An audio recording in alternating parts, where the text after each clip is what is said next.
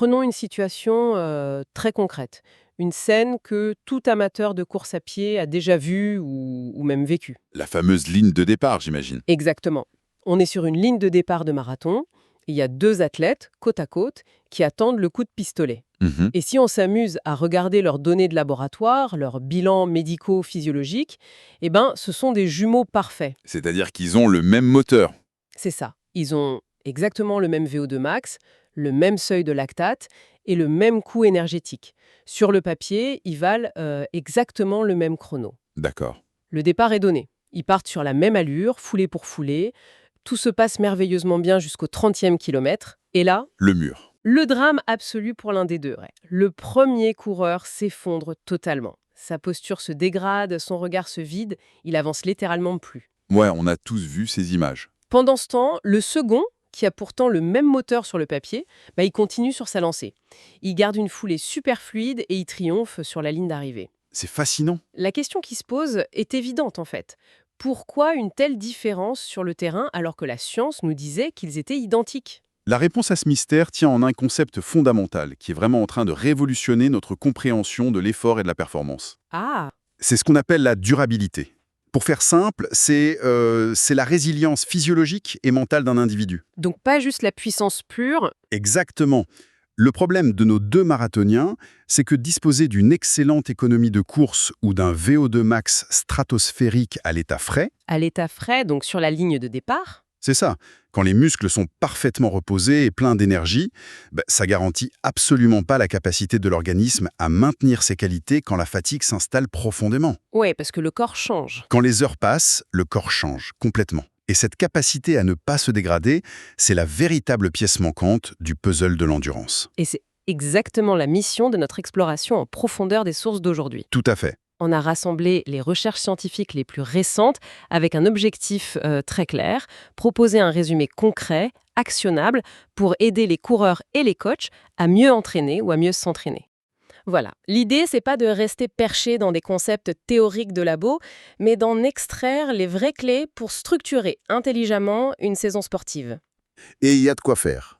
Bon, décortiquons tout ça. J'entends tout le temps parler du VO2 max comme le Graal absolu. Pendant des décennies, on a évalué le potentiel des athlètes uniquement à travers ce prisme. Oui, avec des données récoltées bien au chaud. Sans aucune fatigue préalable, c'est ça. J'ai lu dans nos notes que c'est ce qu'on appelle le modèle classique de Joyner. C'est exact. Mais si je comprends bien, ce cadre d'analyse montre aujourd'hui de sérieuses limites. Ce qui est fascinant ici, c'est de voir comment la littérature scientifique moderne élargit enfin cette vision un peu trop étriquée. D'accord. Le modèle de Joyner, qui a été théorisé il y a des années, se concentre sur 3 grands piliers. Le VO2 max, le seuil de lactate et l'efficacité biomécanique. Ce qui est déjà pas mal. Attention, ça reste une base extrêmement solide pour comprendre la physiologie. Mais oui. Mais le biais, c'est qu'il s'agit d'une photographie prise dans des conditions absolument idéales. En fait, pour utiliser une image, c'est un peu comme juger les performances d'une voiture de sport en se basant uniquement sur la taille de son moteur et son aérodynamisme. Ouais, Pendant qu'elle est garée, moteur éteint dans le showroom du concessionnaire. c'est une excellente analogie. Ça nous dit pas comment elle va se comporter après 3 heures de course sous une pluie battante avec des pneus usés. C'est ça. Lors d'un effort long, de nouveaux déterminants qui sont invisibles dans ce fameux showroom entrent en jeu et viennent compléter ce modèle classique. Lesquels, par exemple?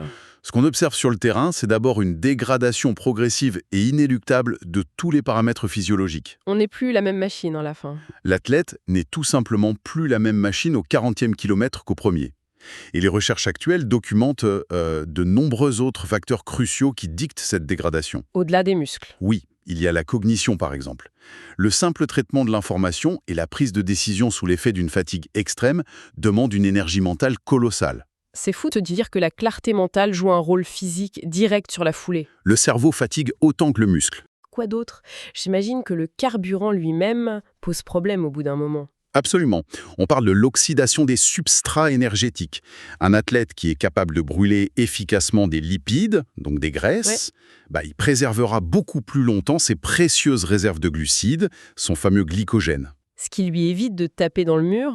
Il retarde ainsi le moment fatidique où le corps n'a plus de carburant rapide à disposition. Et j'ai vu passer un autre truc dans les notes sur la température. Et il faut surtout pas oublier ce point central, oui. La thermorégulation. C'est la capacité du corps à dissiper la chaleur générée par l'effort prolongé. Attendez, juste pour être sûr sur ce point, est-ce que ça veut dire que si ma température interne monte trop, mon cerveau va littéralement ordonner à mes jambes de ralentir? Même si vos muscles ont encore de l'énergie, oui. C'est dingue. C'est exactement le mécanisme de protection du corps humain. Indépendamment de vos capacités musculaires ou de votre volonté, si le système surchauffe, le cerveau agit comme un disjoncteur. Il coupe le courant. Il bride le moteur pour éviter l'accident physiologique, tout simplement. C'est une perspective géniale pour tous les coachs qui conçoivent des plans d'entraînement. Parce que la beauté des sports d'endurance, c'est justement qu'on n'a pas qu'un seul bouton sur lequel appuyer. Exactement. S'il n'y avait que le VO2 max, une fois qu'on a atteint son plafond génétique, on serait coincé. On pourrait plus rien faire. Mais là, il y a de multiples leviers. On peut travailler sur sa nutrition pour épargner son glycogène, Ouais. ou sur des stratégies pour réguler sa température. L'objectif global de l'entraînement devient la réduction de cette dégradation globale au fil des kilomètres. L'identification minutieuse de tous ces petits facteurs de dégradation, c'est la première étape indispensable pour un coach. Hmm. Car c'est précisément ce qui permet de construire des séances d'entraînement spécifiques pour les contrer. Ce qui nous amène à la question que tout le monde se pose, cette fameuse durabilité, cette armure contre la fatigue, est-ce que c'est inné? C'est la grande question. Est-ce un don génétique réservé à une élite ou est-ce qu'on peut véritablement l'entraîner, la forger au fil du temps? Les données scientifiques penchent très clairement d'un côté, et c'est une excellente nouvelle. Les preuves s'accumulent pour démontrer que c'est une qualité qui s'entraîne massivement. Ouf, on est sauvé. Bien sûr, il y a toujours une part de génétique dans le sport de haut niveau, c'est évident, mais le travail joue un rôle prépondérant. Vous avez des exemples précis? Prenons les travaux de recherche menés par Ungem en 2024. Ces équipes ont montré de manière univoque que des athlètes entraînés spécifiquement en endurance présentent une durabilité largement supérieure Supérieur à qui? à des individus de la population générale qui sont physiquement actifs, mais qui n'ont pas de programme structuré. Donc c'est pas juste le fait de bouger ou d'être en forme qui compte. Non, c'est pas ça du tout. C'est vraiment la spécificité de l'entraînement répétée au fil des années. Exactement. J'ai vu qu'il y avait toute une section fascinante dans nos sources dédiée au cyclisme professionnel, sur ce sujet précis. Ah oui, les données sur le cyclisme sont incroyables. Que se passe-t-il quand on compare, disons, un jeune prodige de 18 ans à un vétéran aguerri du Tour de France? C'est là que les études observationnelles récentes deviennent vraiment passionnantes. Des chercheurs comme Gallo, Léo et Sprague ont passé les dernières années à analyser des montagnes de données. Des données issues des capteurs de puissance des vélos, c'est ça, tiens. C'est ça. Ils ont comparé les catégories, les juniors, les espoirs qu'on appelle les U23, et enfin les professionnels du World Tour, le sommet de la pyramide. D'accord. Et ils ont mesuré la performance, non pas au départ de l'étape, Mais à la fin, mais après l'accumulation d'une fatigue massive. Ils ont évalué la puissance que ces coureurs pouvaient sortir après avoir accumulé une quantité de travail située entre 20 et 50 kJ par kilo de poids de corps. attendez, je vous arrête une seconde. Oui, 50 kJ par kilo, pour quelqu'un qui n'a pas l'habitude de calculer sa dépense énergétique sur un vélo, ça représente quoi concrètement pour la personne qui pédale? c'est énorme. Pour vous donner une image très concrète, pour un coureur moyen de 70 kg, atteindre cette dépense énergétique équivaut à rouler à haute intensité pendant plusieurs heures. Genre, Ça correspondrait à escalader 2 cols de montagne redoutables à un rythme de course, ah ouais, avant même de déclencher le chronomètre pour le test d'effort. c'est 2 heures de souffrance pure avant même de commencer à être évalué. C'est le scénario classique d'une fin d'étape du Tour de France où tout se joue dans la dernière ascension. Et que disent les chiffres au final? Les résultats montrent qu'après ce travail accumulé, les jeunes athlètes de la catégorie junior subissent une décroissance vertigineuse de leur performance. L'état de fatigue avancé. Ouais. Les coureurs professionnels du World Tour voient leur performance décliner de manière infiniment moins prononcée que les espoirs U23. Ah, donc c'est pas juste une question d'âge? Non. Ce n'est pas qu'ils ont un pic de puissance plus élevé à l'état frais. C'est qu'au bout de 4 heures de selle, leur moteur refuse de se brider. Ils ont construit une forteresse physiologique en fait. C'est exactement le terme. C'est fou. Les milliers d'heures de sel forgent littéralement une armure invisible. Une armure de durabilité. Mais ça, c'est sur un vélo. Le mouvement est fluide, il n'y a pas de choc. Qu'en est-il de la course à pied? Parce qu'à chaque foulée, on encaisse des chocs équivalents à plusieurs fois le poids de notre corps. Oui, la biomécanique est très différente. C'est presque un mini-accident de voiture pour les articulations à chaque pas. Est-ce que ce concept de durabilité tient toujours la route quand il y a une telle destruction biomécanique en jeu? C'est une excellente question. C'est là que ça devient vraiment intéressant. La réponse est oui, et de manière spectaculaire. Et pour le prouver, nous disposons d'une véritable mine d'or méthodologique. L'étude de Zani. L'étude dirigée par Zanini, publiée en 2025, Ce qui la rend si pertinente pour nous, c'est qu'elle isole précisément l'impact d'un type de séance d'entraînement particulier chez des coureurs de tous les jours. Des amateurs. Oui, l'équipe a suivi 26 coureurs amateurs pendant 6 mois. Le niveau moyen du groupe se situait autour de 39 minutes sur 10 km. Ah oui, on parle donc de coureurs sérieux très réguliers. Mais pas des professionnels inaccessibles. Le profil typique de l'amateur passionné, quoi. Et les chercheurs les ont séparés en 2 groupes en fonction de la façon dont ils structuraient leur semaine d'entraînement. C'est bien ça, hein? Exactement. D'un côté, nous avions le groupe LDT pour Long Distance Training. Entraînement longue distance. Leur règle d'or était simple. Ils réalisaient scrupuleusement au moins une séance par semaine de plus de 90 minutes. Ok. Et l'autre groupe? De l'autre côté, le groupe SDT pour Short Distance Training, dont les habitudes étaient différentes.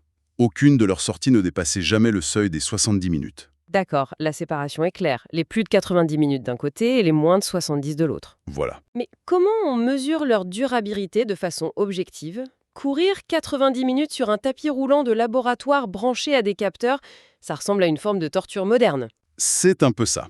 Le protocole s'est déroulé en 2 grandes étapes. D'abord, une évaluation classique à l'état frais. Pour avoir la base. On mesure le VO2 max avec un masque, on pique le bout du doigt pour déterminer les seuils de lactate. Bref, on établit la carte d'identité physiologique parfaite. Et la deuxième étape? C'était l'épreuve de vérité. Les coureurs devaient courir pendant 90 minutes en continu à une intensité correspondant à la limite inférieure du domaine lourd. Le domaine lourd, juste pour qu'on se projette bien, c'est ce rythme où on peut techniquement encore échanger quelques mots avec son partenaire d'entraînement, Oui, mais on préférerait vraiment s'en passer, n'est-ce pas? c'est ça. C'est globalement l'allure cible d'un marathon. C'est une excellente définition. C'est inconfortable mais tenable sur la durée. Et pendant ce temps, Et pendant ces 90 minutes d'efforts soutenus, les chercheurs ont évalué le coût énergétique. l'économie de course. C'est-à-dire l'économie de course de chaque athlète en prenant des mesures toutes les 15 minutes. L'objectif était de voir à quel point la machine devenait inefficace avec la fatigue. Et quand on regarde les chiffres sous fatigue, c'est là que le masque tombe. Complètement. Déjà, lors des tests à l'état frais, le groupe qui faisait des sorties longues régulières affichait une meilleure économie de course de base. Mais c'est sous l'effet de la fatigue que l'écart se transforme en gouffre. Un vrai gouffre. Quels ont été les résultats précis au bout du test? Pour le groupe habitué aux longues distances, l'économie de course s'est détériorée d'environ 3% au fil du test. Donc, petite perte. C'est une dégradation, certes, mais elle est contenue. En revanche, pour le groupe qui ne dépassait jamais 70 minutes à l'entraînement, la dégradation a atteint environ 6%. Le double. Ils sont passés du simple au double. Attendez, soyons l'avocat du diable une seconde. 3% contre 6%, dit comme ça, à haute voix, ça n'a l'air de rien, ce sont des chiffres minuscules. En quoi est-ce un écart massif sur le terrain, là, Sam? C'est trompeur, parce que sur un marathon, ces pourcentages s'accumulent à chaque foulée, sur des dizaines de milliers de pas. Ah oui, c'est un effet composé. Une détérioration de 6% signifie que le corps exige soudainement 6% d'oxygène et d'énergie en plus. Juste pour garder la même vitesse? Simplement pour maintenir exactement la même vitesse qu'au premier kilomètre. C'est énorme. Si vous étiez à la limite de votre seuil de traitement des glucides, ces 6% supplémentaires vont vider notre réservoir en un éclair. Et physiquement, au niveau des muscles? De plus, les chercheurs ont mesuré la puissance neuromusculaire avant et après le test. Le groupe sortie longue a nettement mieux préservé son ressort musculaire. Leurs jambes répondaient encore. Exactement. Donc, pour un coach qui nous écoute, le message est limpide. On reprend nos 2 coureurs du départ qui valent 39 minutes sur 10 km. Oui, Ils vont connaître un destin totalement opposé le jour du marathon en fonction d'un seul critère. lequel? Ont-ils sacrifié, oui ou non, leur dimanche matin pour faire des sorties de plus d'1 heure et demie? C'est un peu ça l'idée. Sans ces séances de fondation, la dégradation de 6% va inévitablement se traduire par la rencontre brutale avec le fameux mur du 30e kilomètre. La posture s'affaisse, le temps de contact au sol s'allonge. Chaque pas devient un effort de titan. C'est ça. Si on relie ça à une perspective plus large, il faut se demander pourquoi le groupe des sorties longues résiste si bien. En analysant leur carnet d'entraînement, on s'aperçut que ces coureurs accumulent un volume global nettement plus élevé. Ils courent plus, tout simplement. Oui, et surtout que ce volume est majoritairement couru dans le domaine modéré. Là où on respire facilement. A l'inverse, le groupe des sorties courtes a tendance à compenser la durée par l'intensité. 1. La fameuse erreur. Leur répartition penche dangereusement vers le domaine sévère. Ils courent souvent trop vite pour développer cette endurance de fond. C'est le piège classique de l'amateur pressé. Complètement. On rentre du travail, on n'a que 45 minutes ou 1 heure devant soi. On se dit, puisque je n'ai pas le temps de courir longtemps, je vais courir à bloc. Ça compensera. Mais ça compense pas. Physiologiquement, ça ne développe absolument pas les mêmes qualités de résistance à l'usure cellulaire. Ça me rappelle d'ailleurs ces vidéos sur les compétitions d'Ironman. Ah oui, les triathlons de l'extrême. On voit régulièrement des athlètes sortir de l'eau et rouler sur leur vélo comme des Ferrari étincelantes, avec des chronos monstrueux. Et ensuite? Mais une fois sur le marathon final, ils se transforment littéralement en zombies, incapables d'avancer droit. Le triathlon longue distance est le laboratoire grandeur nature parfait pour illustrer ce phénomène. Beaucoup de ces athlètes arrivent avec des VO2 max phénoménaux. C'est des machines. À l'état frais, sur 2 heures, ils sont intouchables. Mais confrontés à 10 ou 12 heures d'effort, s'ils n'ont pas construit cette durabilité par un volume bien polarisé et des sorties très longues, ils explosent. Le système lâche. Le système lâche, oui. C'est pourquoi les références de base pour préparer un Ironman impliquent des séances incontournables. Les fameuses séances clés. Au moins une fois par semaine, il faut valider environ 4 à 5 km de natation en une traite, 5 heures sur la selle du vélo et environ 2 heures en course à pied. Ça fait des grosses semaines. Évidemment, ces repères doivent être individualisés selon le niveau et l'historique de blessure de chacun. Mais la règle demeure. Le temps d'exposition continue à l'effort est non négociable. Très bien, on a compris. L'importance de courir lentement, mais longtemps. Y a-t-il d'autres outils dans la boîte à malice du chercheur? Il y en a un autre, très puissant. Dans les données de l'étude Zanini, il est fait mention d'une autre pratique qui semble grandement améliorer la durabilité. Et ce n'est pas forcément intuitif pour un coureur. On parle de la musculation. Absolument.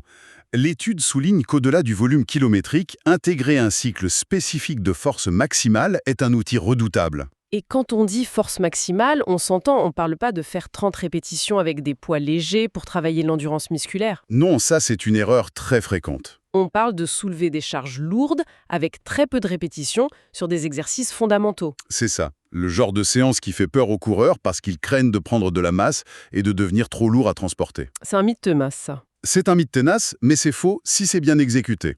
Le but est neurologique et structurel. Comment ça change? Renforcer les tendons et les fibres musculaires profondes permettent à l'organisme d'encaisser les milliers de chocs liés à la course avec beaucoup moins de déperdition d'énergie et de micro-déchirures. Ça crée la fameuse armure.